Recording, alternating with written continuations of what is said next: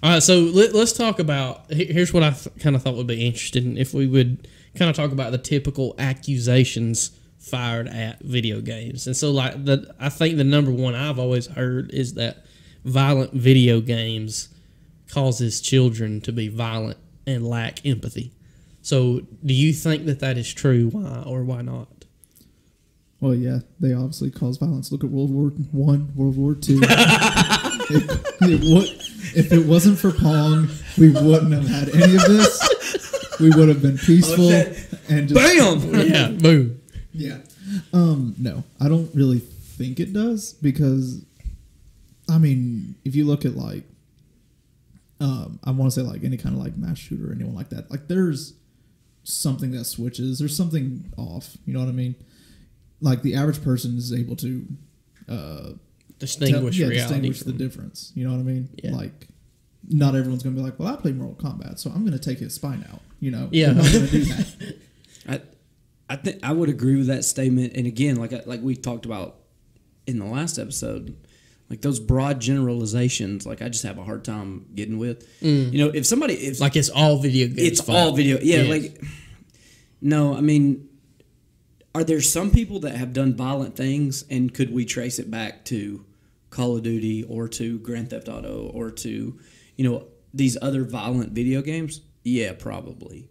But that's not 100% of the cause for 100% of the issues in society. So what you're saying is you've played a good deal of Call of Duty, correct? Yes. And you're not more violent for it, is what you're saying. No, and I'm also not qualified to be in the military and handle weapons because I do that with a controller or with a keyboard and mouse. Some people know what I'm do. saying? And some people think that because they, like you said, the distinction between reality and made up made up environment. If you can't separate between those two, and you play Call of Duty all the time, which is the definition of insanity, right? Exactly. Yeah.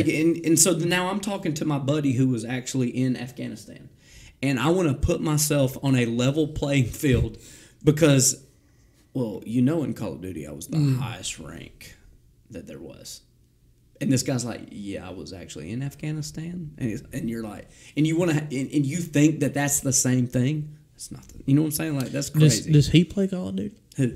Your friend who was in Afghanistan? Who? The friend that you're talking about. That was a made-up That was a made-up friend. Oh, you're not serious? You don't have a friend who was in Afghanistan? Okay, I'm sorry. I mean, I do, but I'm not in the... I got you. I got you. Purely hypothetical. Okay, we'll just edit that out. Yeah. No, leave that in. It'd be great. Idiocy. No, he was a pro, though. I just wonder, if you're an actual veteran, if how realistic Call of Duty is. You know what I'm saying? I mean, there's all kinds of videos that you can watch where of veterans watching Call of Duty gameplay, and they're like, well, some of it's real, and some of it's that would.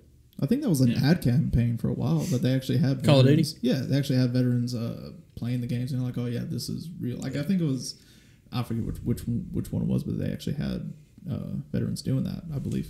What do you think, Hugh? You think video games make people violent?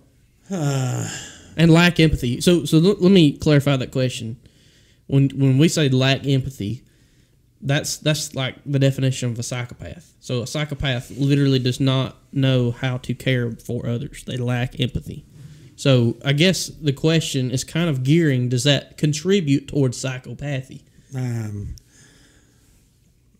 don't think it contributes toward psychopathy. Not at all. As you put it. Not at all. I think there's a desensitization that video games probably accomplishes that probably has a negative impact on us culturally. Really?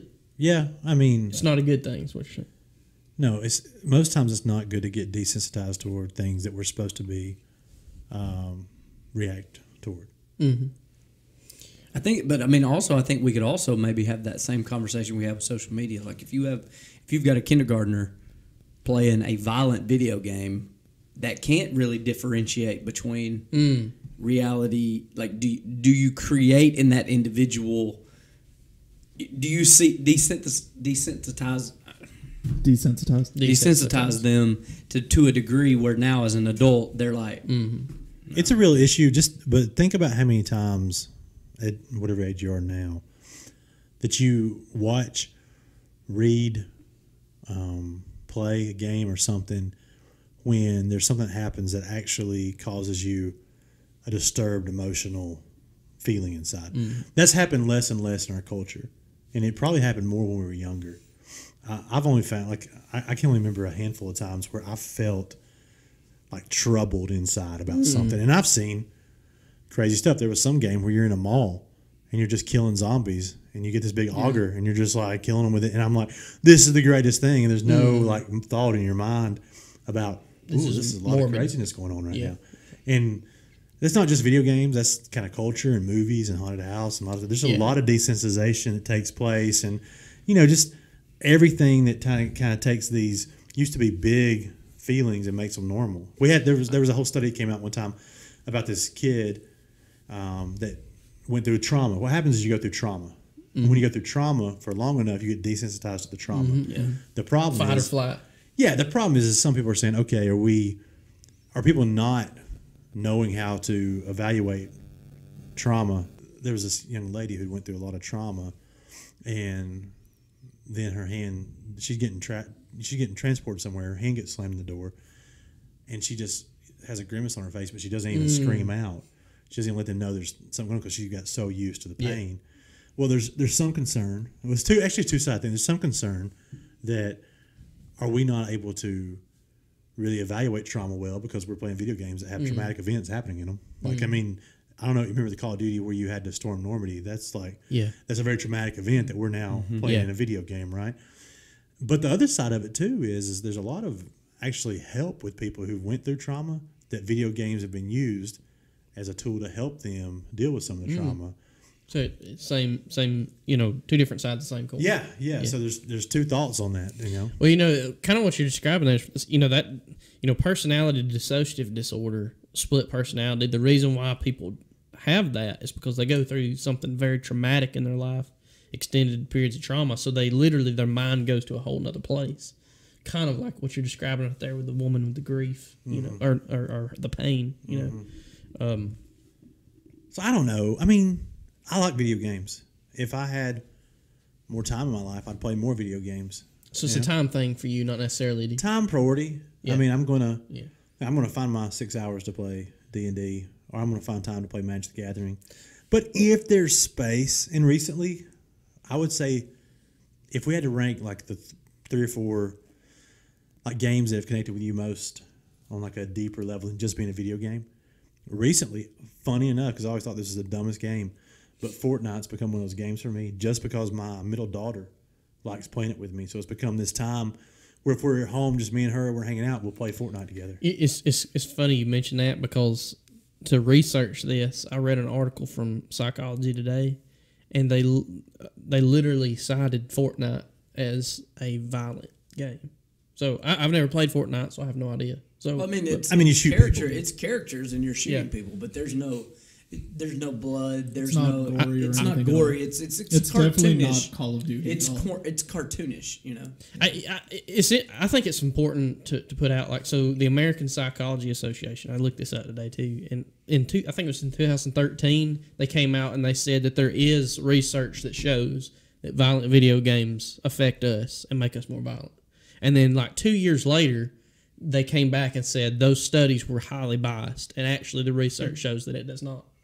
So and now they're kind of, they're saying that it's overwhelming that violent video games does not affect us and make us more violent and lacking anything. But it's funny that you're talking about the desensitization. I vividly remember, this has nothing to do with video games, but I vividly remember I was in 9th grade and someone like said, "Look at this," which is never good. But hey, watch this. Yeah, watch this right here. And I looked, and what it was a video that they had found online of the drug cartel in Mexico, and it was some guy that had told on them to the police. And so like he was on his knees, and they took a chainsaw and hit his neck. That just burned into my brain, and I'll never forget the dude's face and what I saw.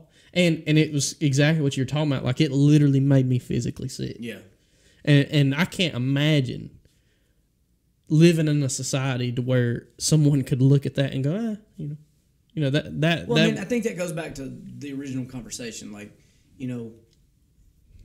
differentiating between Fortnite, like this isn't real. So my character